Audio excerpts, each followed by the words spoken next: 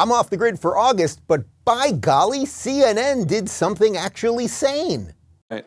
Let me ask you another question. It's important for all Americans, but especially in Texas. The governor of Texas, Greg Abbott, says Texas has now bused nearly 1,000 undocumented migrants from the border in Texas to New York City in the last 2 weeks.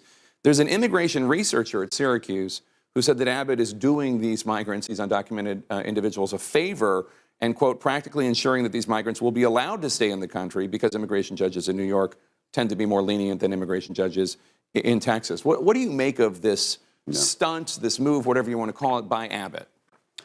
Well, look, what he's doing is he's sending a message. There's no secret there, right? This isn't a policy move. This is a move of desperation to get someone to pay attention to what we're dealing with in Texas.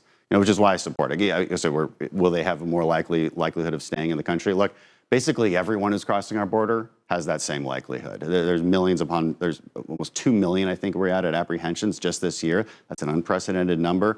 Huge amount of those will stay in the country because the backlogs in our system are so severe that that's going to happen anyway. And when we're talking about the New York and DC busing, we're talking about a few thousand immigrants. That's what we deal with on a daily basis in South Texas.